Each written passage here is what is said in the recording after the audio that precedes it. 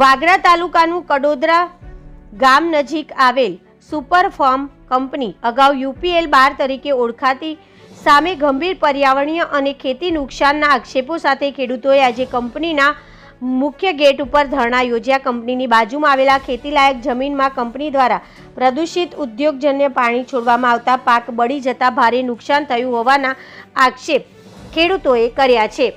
કડોદરા ગામમાં ખેડૂત રાયજીભાઈ ધીરમભાઈ પરમારના જણાવ્યા મુજબ છેલ્લા 4-5 વર્ષથી તેઓ ન્યાય માટે સંઘર્ષ કરી રહ્યા છે।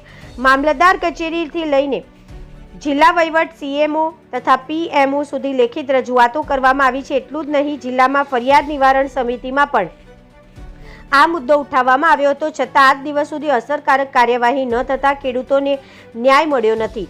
આજની પરિસ્થિતિમાં કોઈ વિકલ્પ ન રહેતા ખેડૂત રાયજીભાઈ પરમાર પોતાના પરિવારજનો સાથે કંપનીના ગેટ સામે શાંતિપૂર્ણ ધરણા પર બેઠા। ખેડૂતોએ જણાવ્યું કે કંપની દ્વારા ખેતીલાયક જમીનમાં પાણી છોડવાની ક્રિયા પર્યાવરણ સુરક્ષા અધિનિયમ, પાણી પ્રદૂષણ નિવારણ અને નિયંત્રણ અધિનિયમ 1974 તેમજ NGTના નિર્દેશોનું ખુલ્લેઆમ ઉલ્લંઘન કરે છે, જેના કારણે તેમની ખેતી આવક અને જીવન નિર્વાહ પર સીધી અસર પડી છે। ખેડૂતોએ ચેતવણી આપી છે કે જો ટૂંક સમયમાં યોગ્ય તપાસ, નુકસાનનું વળતર અને જવાબદાર અધિકારીઓ દ્વારા કડક કાર્યવાહી નહીં થાય તો તેઓ પોતાના પરિવાર સાથે કંપનીના ગેટ ઉપર ગાંધી ચિંધ્યા માર્ગે આંદોલન તેજ કરશે અને કાયદેસર તમામ મંચો પર લડત ચાલુ રાખશે। ખાસ નોંધપાત્ર બાબત તો એ છે કે આ મામલે કંપનીને અગાઉ પણ ગુજરાત પ્રદૂષણ નિયંત્રણ બોર્ડ GPCB ભરૂચ પ્રાદેશિક કચેરી દ્વારા લેખિત નોટિસ પત્ર આપવામાં આવ્યો હતો। સંબંધિત દસ્તાવેજ મુજબ GPGRAMs નોંધણીના આધારે થયેલી ફરિયાદમાં GPCB દ્વારા સ્થળ તપાસ કરી કંપનીને પાણી નિકાલ બાબતે સ્પષ્ટ સૂચનાઓ આપવામાં આવી હતી। તેમ છતાંય આ સૂચનાઓનું પાલન ન થવાના કારણે પરિસ્થિતિ યથાવત રહેતા ખેડૂતોને ફરીથી આંદોલનનો માર્ગ અપનાવવો પડ્યો છે। સ્થાનિક ખેડૂતો અને ગ્રામજનોએ પણ આ ધરણાને સમર્થન આપ્યું છે અને માંગ કરી છે કે પ્રદૂષણ અંગે તાત્કાલિક સ્થળ તપાસ, નમૂના પરીક્ષણ, અગાઉ આપવામાં આવેલી નોટિસના ઉલ્લંઘન બદલ જવાબદાર સામે કડક કાર્યવાહી તથા પીડિત ખેડૂતોને યોગ્ય વળતર આપવામાં આવે। Reporter Mehul Parmar, BN news Gujarati, દહેજ। અને બાજુના ખેતરની અંદર જે ખેડૂત છે રાયજીભાઈ ધીરમભાઈ પરમાર, એમના ખેતરમાં પાણી નીકળે છે।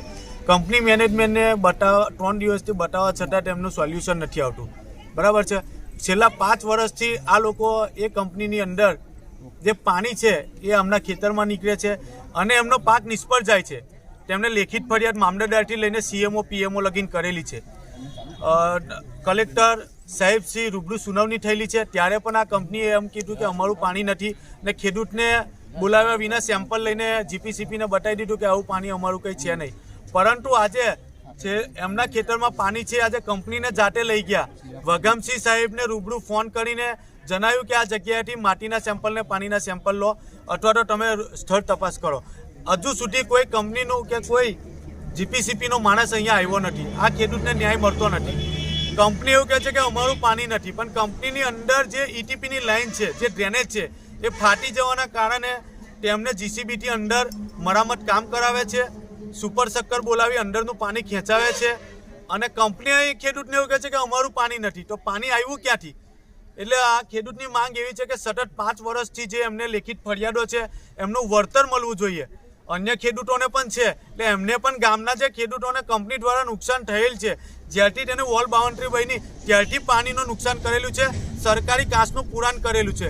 રૂબરૂ મામલતદાર સાહેબશ્રીને બોલાવીને જે તે કાંસની અંદર દબાણો કરેલા હતા તે દબાણો દૂર કરાવેલા છે, કાંસનું ખોદાણ કરાવેલું છે, તેમ છતાંય હજુ સુધી કંપનીએ તેનું પાણી કાઢવાનું બંધ કરેલું નથી। એટલે અમારી માંગ આજે એવી છે કે કંપની મેનેજમેન્ટ, ટોપ મેનેજમેન્ટ, એમનું જે HOD છે પુણે, ત્યાં સુધી આ પ્રશ્ન પહોંચાયેલો છે, હજુ સુધી કોઈ નિરાકરણ આવતું નહીં। એટલે અમારી માંગ છે કે આમને જે ખેડૂતોને નુકસાની થયેલી છે એનું વળતર આપવામાં આવે।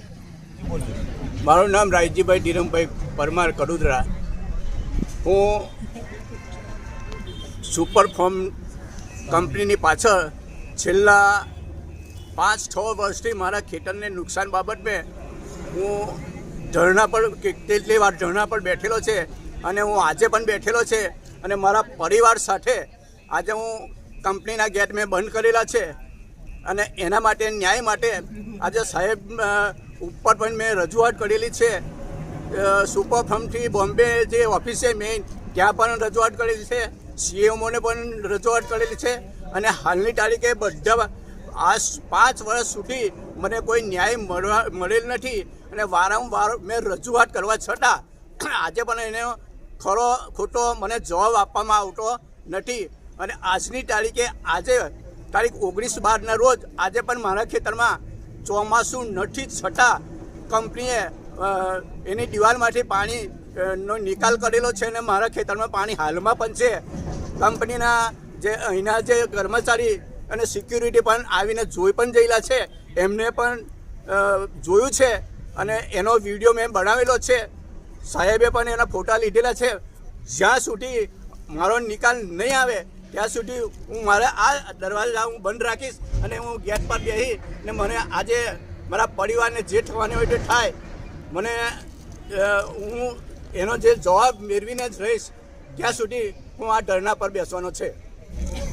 આજ રોજ કડોદરા ગામમાં સુપર ફોર્મ જે પહેલાં UPL 12 કંપની હતી ત્યાં જે નામ બદલીને સુપર થયેલું છે, એ કંપની આજે અમે ગામના ખેડૂતને છેલ્લા 5 વર્ષથી પોતાનો પાક નિષ્ફળ જાય છે એના માટે અમે લડીએ છીએ. વારંવાર રજૂઆત કરી, વારંવાર ધરણા કર્યા, વારંવાર મિટિંગો કરી, છતાં પણ ઉપર સુધી રજૂઆત કરવા છતાં તમારું નિરાકરણ થઈ જશે એવો વારંવાર અમને સાંત્વના આપીને એક સંબંધોનો દુરુપયોગ કરીને આ કંપનીએ એક ખેડૂત સાથે છેતરપિંડી કરી છે. ઘણીવાર કહે છે કે ભાઈ અમારા કંપનીનું પાણી જ નથી નીકળતું, પણ આજે અમે વાસ્તવમાં પોતે જે સ્થળ ઉપર જોયું તો ખરેખર એ કંપનીનું પાણી બહાર નીકળ્યું છે અને છેલ્લા 3 દિવસથી આ લોકો પાણી બહાર કાઢે છે અને એનું પાણી ખેંચવાનો પ્રયત્ન કરે છે. પણ છેલ્લા 5 વર્ષથી આ ખેડૂતનો બિલકુલ પાક નિષ્ફળ જાય છે. ખેતી કરવા માટે એ ખેતર તૈયાર જ નથી થતું કારણ કે પાણીનો સતત નિકાલ કરે છે અને ખેડૂતને વળતર આપવા માટે, એને નુકસાની આપવા માટે વારંવાર ખોટી સાંત્વના આપે છે. પરંતુ આજ સુધી એ લોકોએ કોઈપણ જાતનો ન્યાય નથી આપ્યો, કોઈપણ જાતનો વાર્તાલાપ નથી કર્યો અને કોઈપણ જાતની નુકસાની નથી આપી. એ ખેડૂતોને ખરેખર ગેરમાર્ગે દોરે છે. આજે ગામના લોકોને આજે આ ખેડૂતને નુકસાન કર્યું, કાલે બીજા ખેડૂતને નુકસાન કરશે. એટલે વારંવાર કંપની કોઈપણનું સાંભળવા માટે તૈયાર નથી અને વારંવાર ખેડૂતોને નુકસાન કરે છે. કંપની મેનેજમેન્ટ કોઈ સાંભળવા તૈયાર, કંપની મેનેજમેન્ટ એવું કે અમે ઉપર રજૂઆત કરી છે પણ ઉપરવાળા કોઈ રજૂઆત કોઈ સાંભળવા માટે તૈયાર નથી. આજે એટલી બધી નુકસાની થઈ એવું કે અમારું પાણી જ નથી, પણ આજે એમના જે એમ્પ્લોયીઝ લોકો, એમના જે કર્મચારી જ્યારે સ્થળ ઉપર જોઈને આવ્યા ત્યારે એમને કબૂલ કે ખરેખર અમારું જ ETPનું પાણી બહાર નીકળ્યું છે અને ખેડૂતને ખરેખર નુકસાન થયેલું છે. એટલે હવે છેલ્લી ચેતવણી કે આ ખેડૂતને જો ન્યાય નહીં મળે ત્યાં સુધી અમે ધરણા ઉપર બેસીશું અને હજુ પણ આગળ અમે આના કરતા મોટા કાર્યક્રમ આપીશું અને ખેડૂતને માટે ન્યાય લઈને અમે રહીશું.